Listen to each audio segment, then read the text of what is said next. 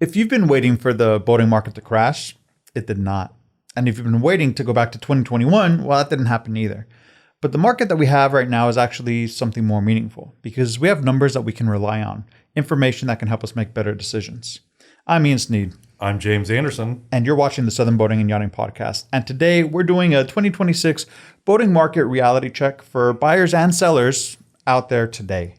With that, let's get the ball rolling. This is obviously something, I thoroughly enjoy watching the market. With the role that I have here at Southern Boating, I have a unique outlook on it. I talk to a lot of dealers, brokers, and manufacturers on the phone almost every single day. A lot of what we're going to go over is stuff that I've been hearing for a couple of months now. And we're going to use some numbers that are provided by us by the National Marine Manufacturers Association. They are the all-encompassing party that helps us understand the market. They're reflective of last year, but from February going backwards 12 months. Right. Obviously, the market may have switched just a little bit since then, but as a whole, because it's a 12-month sampling, they're pretty accurate of what's going on right now still. And they have the previous years to compare against. And so you Correct. can see what the change is, what the difference is between each year, and you can see the trends. And it's very, very easy to look at these numbers and make, I don't want to say assumptions, because it's actually an educated, informed understanding of what you can do. Yeah. Right off the bat, I think what's really interesting is we were all thinking that we pulled a lot of business forward from 2020 to 2021 and 2022. We saw a lot of boat buying activity, and a lot of it was people deciding to buy their boat now as opposed to 2, 3, 4, 5 years from now. Which is when you say pulling it forward, those future sales came in early. Exactly right. Pulling sales forward. Obviously, what comes of that, we get scared of, like you mentioned earlier, a lot of people were thinking, oh, the market's going to have to crash, right? Prices is going to have to come down. Well, we're not seeing quite that. So what they noticed in the trailing 12 months from February, that the market was only down 8.8%. That is not a scary number, at least to me whatsoever, because when I look at it as ways that, like when we look at the stock market, we don't consider a price correction or a market downturn unless it's greater than 10%. But we're not there. And I bet you that number is even less now, if not some growth numbers going into next year. Because what I was going to say is from the conversations I've had, that number is true for kind of the end of last year, which led to a little bit of like concern going into this year. But over the last, 3 or 4 months, what we see is the opposite sentiment has arrived where, manufacturers, dealers, brokers, they feel pretty good about what they're addressing. So I think that number in the next report might actually come down. And then the other aspect to this is you would think because we're seeing less boat sales that maybe they would be adjusting their prices to, again, try and gain some more sales, but they're not. And this is what becomes really interesting. We can note that prices in general are up 4.9% across all segments of the market. But then when we look at just powerboats, they're up 5.1%. So what does that tell me? It tells me that the market is actually healthier than we think, but there's some people that are left on the sidelines. Because what that says is the market, say the entry point is a little higher, so you're going to see a few less sales, and that's where the 8.8 comes in. But also there's back to that normal status of those future sales that came in early. Well, though that group is back to its original size. Right. So that's what that 8.8 reads as to me. Okay, that's a good way of putting it. Absolutely. And what we're left with is real serious buyers at this point. That's kind of an overall thing about the market, or an overall look on the market.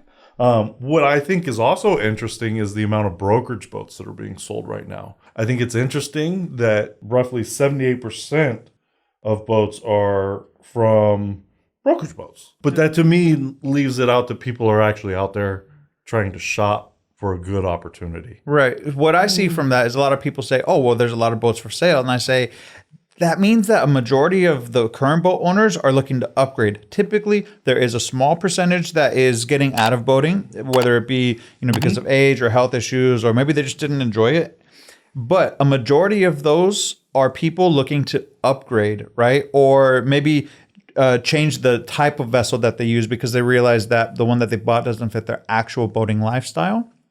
Yeah. But it's not that they're getting out of the market. So what you see in that 78% what was it? The 78% of boat transactions are brokerage boats.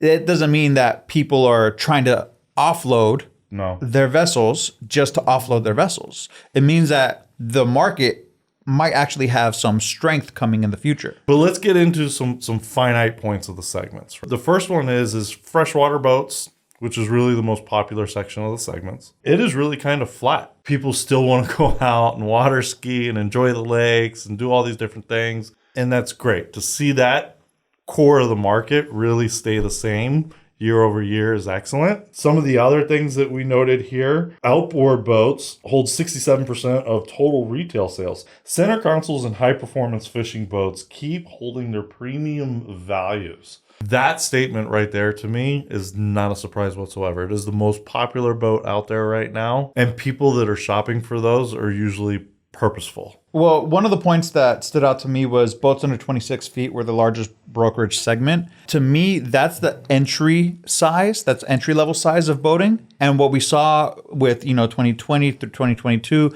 a lot of new people got into boating.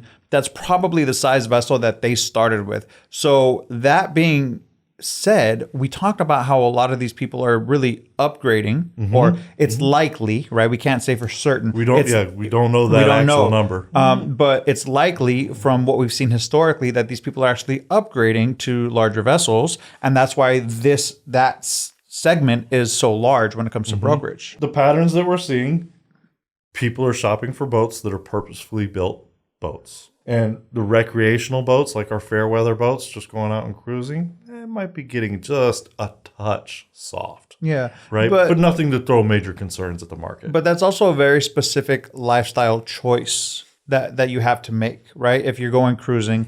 And then at that point, the research part is much more important as well, because like I said earlier, your lifestyle and the vessel you choose should go hand in hand. Right. I think the other aspects that weigh into this that are not within some of the reports that we read is, though you might be buying a purpose-built boat, like a hardcore fishing boat, it can still be used for pleasure.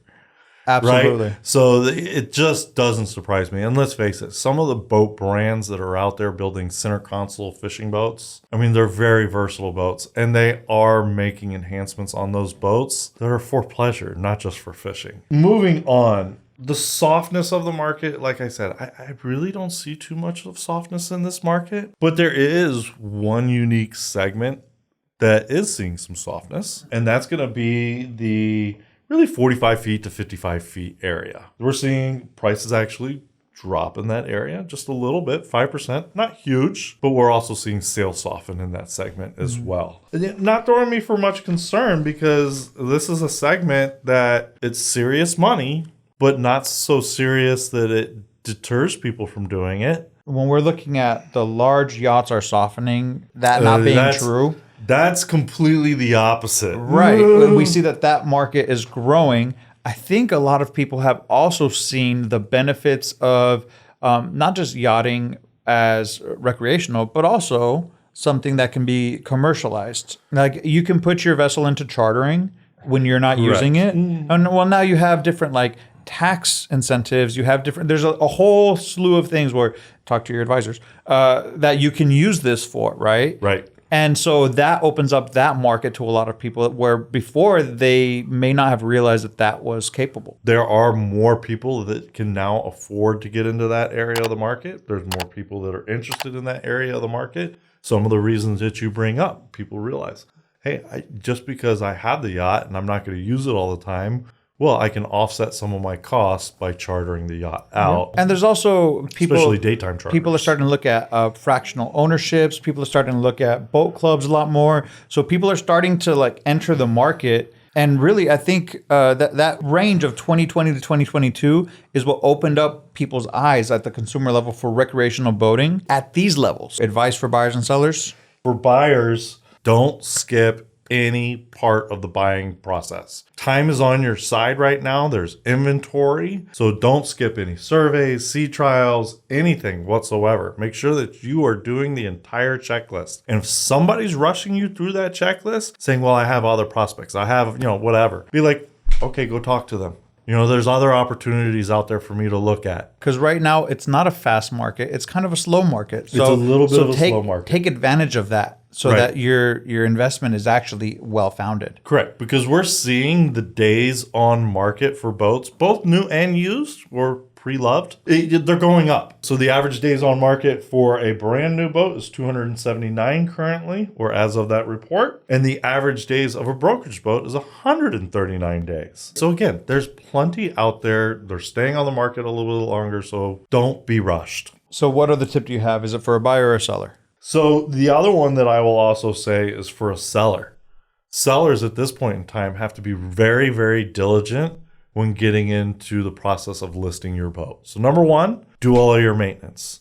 Make sure that your boat is completely detailed before you take any pictures and list it, that it shows extremely well, right? Because people are going to pick to pieces your boat right now because there's so many other opportunities out there. They see a couple of things that they don't like and they might be moving on. The other thing for sellers, because the first 30 days are so important of it hitting the market, to get all the attention it can get, is to price your boat appropriately. And this is where it becomes really important. Don't price your boat based on looking at other listings. Price your boat on what's been sold. Right. So you have an accurate price to today's actual market, not what people think they can get for their boat. Right. And I think that's a really good tip, especially when you consider, one, the type of vessel, the region that you're in, all of that's going to influence what will sell when you're listing. So looking at true comparables that have sold, that's what's working. Before you take us out, the one takeaway